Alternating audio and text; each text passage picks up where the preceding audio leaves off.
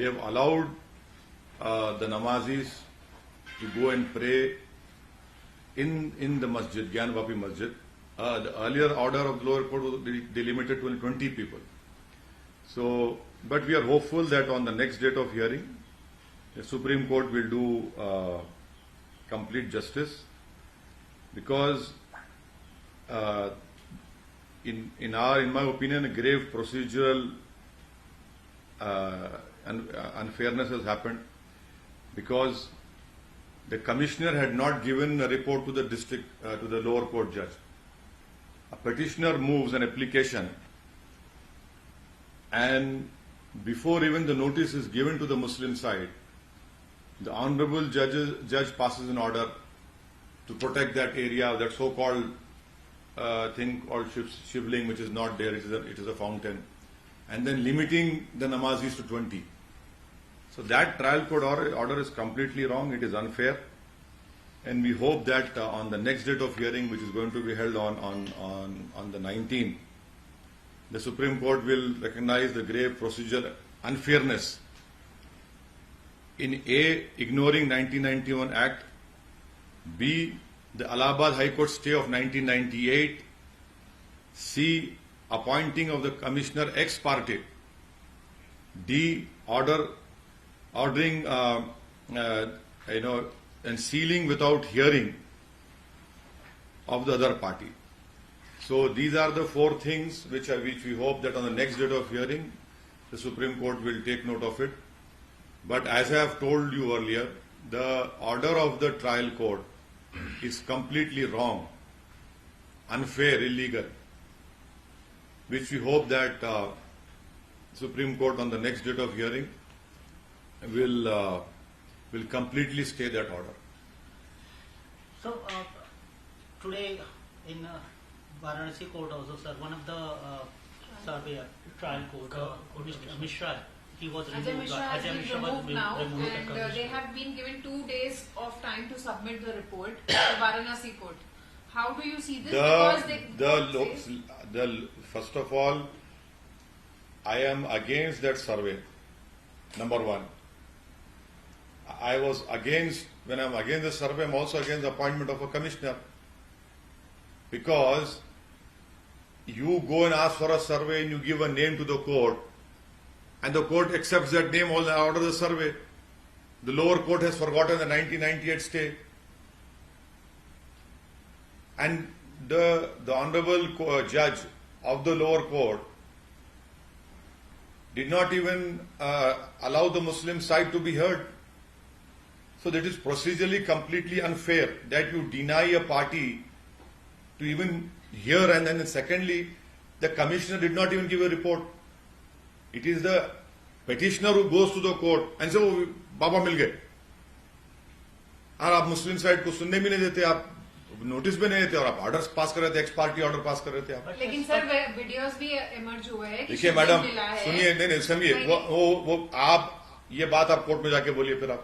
एक सुनिए, नहीं, कोर्ट में अगर आपको और मेरा झगड़ा है तो कोर्ट का काम यह है कि प्रोसीजरल फेयरनेस ये होता है कि दोनों को सुनकर कोर्ट कोई फैसला देता है, और इस मामले में कोर्ट ने सर्वे कमिश्नर को अपॉइंट किया, वो रिपोर्ट नहीं देता है, दूसरी साइड भागती है विदाउट मुस्लिम साइड को नोटिस दिए, और कोर्ट 1 घंटे के अंदर ऑर्डर पास कर देता है कि नमाजियां कम, वो सो कॉल जो फवारा है उसको शिवलिंग, उसको प्रोटेक्ट कर दो, पुलिस बिठा दो वहां पर. Supreme court has also said that supreme court, the word है supreme court, in the impugned order. So don't go along with it, they said in the impugned order. वो पढ़िए आप, अब ये उसका बाजा मत बजाइए. और एक बात याद रखिए, वजू करना जो है मुसलमानों में रिलीजियस ऑब्जर्वेंस में आता है, तो वजू करने की इजाजत है इसमें. उसको प्रोटेक्ट नहीं करना चाहिए, वजू करना चाहिए वहां पे, ये बोल रहे हैं आप. नहीं, मैं कहा भाई बोल रहा हूं, आप बोल रहे हो. मैं तो इन कोर्ट का ऑर्डर आप पे बोल रहा हूं. कोर्ट ये बोला कि you can go and with all and observe when you can perform all your namaz with the religious observances. But at the same time, religious. Please understand, religious observances also include performing wuzu, performing ablution. And the court said in the impugned order, my whole contention was that number one, this whole survey is completely wrong. Appointment of commissioner is completely wrong. It violates 1991 Act. And procedural unfairness. How can the other party, without even that survey commissioner going and giving a report, how can the court, even without hearing the Muslim side, issue an order? So that is why I am of the opinion that hopefully on 19th, when the Supreme Court will hear this, we hope that the Supreme Court will give a complete stay on this order Sri Krishna Janmabhoomi has... and do complete justice. Sir, a similar petition has been moved in Mathura, sir. There, the petitioner has requested court to stay to seal Shahi Idgah and deploy security there, sir. Well, you should go back when the Babri Masjid title suit judgment was given. While addressing to you, all of you were there at that point of time. You are witness to what I had said. I had said that judgment will open doors and similar demands will arise. And now similar demands are arising now. How you see, sir, similar kind of issue being raised in Karnataka, sir? They are completely wrong. They are completely wrong, and that is why we hope that on 19th, when this matter will be heard by the Honorable Supreme Court, the Supreme Court will give a complete stay order. I don't know what the Supreme Court would do, but I expect and I hope that the Supreme Court will give a complete stay order and a complete justice will be done, and there will be a full stop to all these issues, because the Supreme Court has said in the Supreme Court judgment of Babri Masjid Ram Mandir title dispute that 1991 Act relates to basic structure of our constitution, and this whole argument which the Sangh Parivar gives, historical wrong. Supreme Court, they should read that paragraph 83. Sir, जो हिंदुओं की आस्था है वहाँ पे नंदी भी मिला है और बोल रहे हैं कि वो शिवलिंग है, उसको मानने के लिए तैयार क्यों नहीं है सर? कौन लाने को तैयार नहीं है? आप मानने के लिए क्यों तैयार नहीं है? कोर्ट को जाके बोलो ना। आप एक बार सुनिए कि आप लोग ये क्यों नहीं दिखाते आपके मीडिया पे? जिस दिन देश के प्रधानमंत्री नरेंद्र मोदी काशी की वो जो मंदिर को बड़ा खूबसूरत बनाया उन्होंने, उस दिन एक नंदी को वहां पर दफनाने की कोशिश की गई थी। ये कैसा, आपके पास क्या प्रूफ है सर? अरे आपको दिखाएं क्या, हम बताएं आपको? वो जो नंदी अभी जो वहां पे है, वो मैं उसकी एक नंदी को वहां पर दफनाने की कोशिश की गई। अरे रिपोर्टेड है। आप ऐसा है ना, आप लोग मीडिया में आप लोग भक्त बने हुए हैं, आप लोग दिखाते नहीं है सच। आपको ही दिखता सच? हाँ, हमको दोनों आंख से देखते हैं, हम एक आंख से नहीं देखते ना। Sir, All India Muslim Personal Law Board, we have learned that it has called an emergency meeting. You are a member of Personal Law Board. What we can expect from this meeting, sir? No, I cannot tell you what will come out of the meeting, but definitely the Personal Law Board should have called this meeting much earlier, and now a meeting has been called. So let us wait. I cannot tell you what will happen in the meeting, but the meeting has been called to discuss about Gyan Vapi Masjid and also the Srirangapatnam Jama Masjid issue and various other issues. And we'll hope to see what happens. Gyan Vapi Masjid and sir? And other issues also. Sir, Hindi में वो कर लेते हैं, जो court का अभी आया है उस पर आपका क्या कहना है? इस पूरे मसले पर आप काफी दिनों से बोलते आ रहे थे, अभी क्या आपको इससे राहत मिली? आप बोल रहे थे ना कहां से मिला? आप जो है कैरावान मैगजीन पढ़िए। कैरावान तो मालूम है। हाँ, 27 अप्रैल 2019, और आपके बिरादरी के जर्नलिस्ट का नाम सुशील कुमार, असद नहीं है नाम उसका, समझे ना? तो उसमें ये लिखा हुआ है, गलत है तो आप उनको भी सू कर दीजिए। तो कहा गया उसमें, रिपोर्ट में कहा गया। अब ज्ञान वापी में तो नंदी दिख रहा, फिर उसके ऊपर नहीं, ये अरे भाई साहब, ये तो सब ये कहा गया ना, ये सब चीजें हुई बोल के, ये सब चीजें हुई। अब आप उसको नहीं मान रहे तो इसलिए ढूंढ के निकाला आपकी नॉलेज में इजाफा करने के लिए। सिर्फ एक ही कैरावान वही मैगजीन में। हाँ, on 2nd March, local residents attempted to bury an idol of the Nandi bull in the compound of Gyanvapi Mosque। ये हरकत हुई, इसको आप डिनाई मत करिए। लाइव में। हाँ। सर वो हिंदी में बोल दीजिए जो कोर्ट देखिए, का- आज जो मैं शुरू से कह रहा हूं कि जो लोअर कोर्ट का ऑर्डर है वो इलीगल है, कंप्लीटली इलीगल है। हम ये उम्मीद कर रहे थे कि आज सुप्रीम कोर्ट उस पूरे ऑर्डर पर स्टे लगा देगा, मगर थोड़ा डिसअपॉइंटमेंट हुआ है कि वो कंप्लीट ट्रायल कोर्ट का ऑर्डर सुप्रीम कोर्ट ने स्टे नहीं लगाई। मगर उम्मीद करते हैं कि आइंदा हियरिंग में सुप्रीम कोर्ट लोअर कोर्ट के ऑर्डर पर कंप्लीट स्टे लगाएगा और मुकम्मल उस पर इंसाफ हो जाएगा। सुप्रीम कोर्ट ने सर कहा है कि जो जिस जगह पर शिवलिंग मिली है उस जगह को सील किया नहीं, जाए। देखिए, सुप्रीम कोर्ट ने कहा इन द इम्प्यून ऑर्डर, ये लफ्ज आप इस्तेमाल मत करिए। इन द इम्प्यून ऑर्डर का लफ्ज सुप्रीम कोर्ट ने इस्तेमाल किया है और 19 तारीख को हियरिंग है, देखिए क्या होता है। क्या उम्मीद करते हैं सर नेक्स्ट हियरिंग में आपके? नहीं, मैं कैसा बोलूं, मैं कैसा प्रीजज करूं।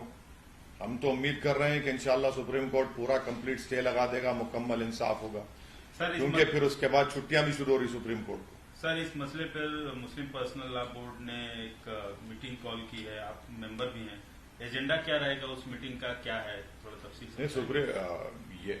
जो ज्ञानवापी मस्जिद का मुद्दा जो आया है और ऐसे कई मसाजिद हैं, वहां पर भी इस तरह के झूठे दावे किए जा रहे हैं और मुल्क में जो नफरत की राजनीति हो रही है, बीजेपी अपनी नाकामियों को छुपाने के लिए इस तरह के मुद्दों को आगे बढ़ा रही है।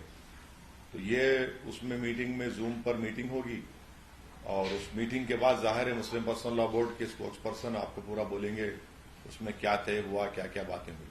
सिमिलर एक इसी तरीके का इश्यू मथुरा में भी हो रहा है सर, वहां भी पिटीशन फाइल की गई है। कर्नाटक में भी देखिए, आपको हम शुरू से कह रहे हैं, जब बाबरी मस्जिद का फैसला आया उस वक्त ही मैंने कहा था कि वो फैसला आइंदा इन तमाम चीजों को एक रास्ता दिखाएगा और हम देख रहे हैं आज क्या हो रहा है। बावजूद इसके कि सुप्रीम कोर्ट ने 91 एक्ट को बेसिक स्ट्रक्चर का हिस्सा करार दिया, मगर फिर भी ये मसला है। और ज्ञानवापी के मस्जिद के इशू में आप देख रहे हैं कि कितनी एक प्रोसीजरल अनफेयरनेस की एक मिसाल क्रिएट कर दी गई कि सर्वे कमिश्नर तो मुसलमान साइड तो पूछे ही नहीं, मगर दूसरी साइड पूछती है कि इतनी सर्वे भी हो और इनको सर्वे कमिश्नर बना दीजिए। ये क्या है ये? और फिर आप सर्वे कमिश्नर रिपोर्ट नहीं देता, दूसरी साइड जाकर कोर्ट को दौड़ते बोलते हैं कि बाबा मिल गए, और कोर्ट जो है मुस्लिम साइड को बगैर सुने आप कहते हैं कि उसको सील कर दो, सिर्फ 20 नमाजी जाएंगे। ये सरासर नाइंसाफी है कि आप मुझे सुनते भी नहीं और ऑर्डर पास कर देते हैं। 1998 का इसी के ऊपर स्टे है हाई कोर्ट का, उसको भी डिसरिगार्ड कर देते हैं आप।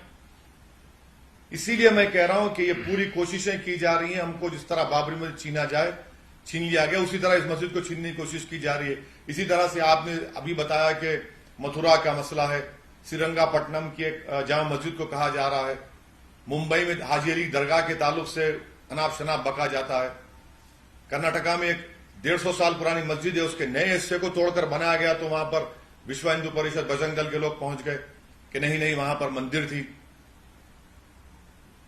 तो हम उम्मीद करते हैं कि 19 तारीख के दिन मुकम्मल उस लोअर कोर्ट के ऑर्डर पर सुप्रीम कोर्ट स्टे देगी और इन चीजों को खत्म होगा। ये हमने एक तमाशा बन जा रहा है सब। कोर्ट का सर एक तरफ अपने तरफ सही है सर, लेकिन क्या आप नहीं समझते कि दूध का दूध पानी का पानी हो जाए, सर्वे भी हो जाए, अगर सब जो शक है आशंका है वो भी दूर हो जाए? देखिए, अब आप दूध नहीं पीना चाह रहे, उसमें पानी मिला के पीना चाह रहे, तो मैं क्या कर सकता हूं? दूध का दूध हो चुका है, अब कोई पानी मिलाना चाह रहा है दूध में तो उनको पकड़िए। जो 1980 में और 90 में जो एक काला दौर जिसको मैं कहता हूं, वो दौर वापस ना आए। तो क्या आप ये बोल रहे हैं कि सर वो दौर आ सकता है अगर ऐसा हुआ तो? कौन चाह रहा है? कौन जाकर उन चीजों को उठा रहा है? कौन उठा रहा है इन चीजों को? क्या सऊदीन ओवैसी उठा रहा है इन चीजों को? जब सुप्रीम कोर्ट ने कानून बना दिया, आप क्यों जा रहे हैं उसमें? आपने कानून बनाया, आपने लॉ बनाया और उसके बाद आप दोबारा मुल्क उस राह पर लेकर जाना चाहते हैं आप लोग। सर, मध्य प्रदेश में एक घटना घटी है, हनुमान जी की मूर्ति नीमच में, नीमच में नीमच की घटना को क्या कंडेम करना चाहिए। आप मस्जिद के ऊपर कैसा लगाते हैं किसी और मजहब की इबादतगाह की तस्वीर या मूर्ति? आप कैसे वक्फ की प्रॉपर्टी पर इस तरह की हरकत करते हैं? क्या मध्य प्रदेश के मुख्यमंत्री जो अपने आप को बड़ा दावा करते हैं बुलडोजर का, चलाएंगे बुलडोजर उन लोगों के ऊपर? क्या कर रही है पुलिस? कितने पुलिस वालों को सस्पेंड करे आप मस्जिद के ऊपर जाकर इस तरह की मस्जिद को डिसेक्रेट करते हैं, उसकी बेहुरमती करते हैं। मस्जिद को जलाने की कोशिश की गई। वहां पर खड़े हुए मुसलमानों के गाड़ियों को आपने तोड़फोड़ कर दी। जुलूस की शक्ल में आते हैं और पुलिस उनका इस्तकबाल करती है बारातियों की तरह। सर मतलब 1992 में जो हुआ वो फिर होगा बोल के आप ये अप्रीहेंशन है मेरा, ये मेरा अप्रीहेंशन है। सर आप मैं खुदा ना खास्ता नहीं चाह रहा होना, मगर जो लोग जिम्मेदार थे उस जमाने के, क्या आपने झूठ नहीं कहा था पूरे देश को कि किसी एक बादशाह ने मंदिर को तोड़कर बनाया? सुप्रीम कोर्ट ने कहा मंदिर को नहीं तोड़ा गया। क्या आपने झूठ नहीं कहा था? ऐसा रिपोर्ट, जिसे सुप्रीम कोर्ट ने ऐसा ही रिपोर्ट एक्सेप्ट नहीं किया। यही मनगढ़ंत झूठ पूरे मुल्क में क्रिएट किया जा रहा है। तो आपका कहना है सर कि ज्ञानवापी जहां मस्जिद है वहां पर कभी मंदिर नहीं था, मंदिर को तोड़कर ज्ञानवापी मस्जिद नहीं बनी है और ये कोई विवाद नहीं है?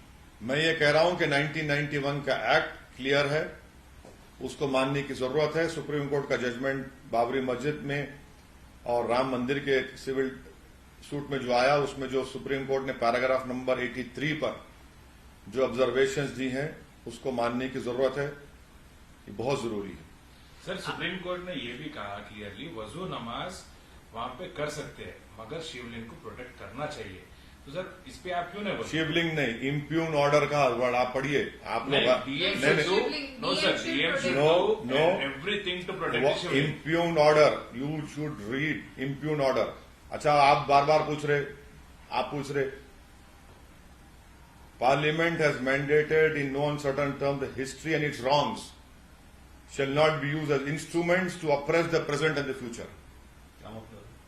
इसका मतलब ये है कि थोड़ी बहुत जो मेरे को अंग्रेजी आती है कि पार्लियामेंट ने इस बात को अनसर्टन टर्म्स में बतला दिया कि हिस्ट्री में अगर कोई गलतियां हुई इसको आप इंस्ट्रूमेंट के तौर पर इस्तेमाल नहीं करेंगे लोगों को दबाने के लिए, जो प्रेजेंट और फ्यूचर के लिए।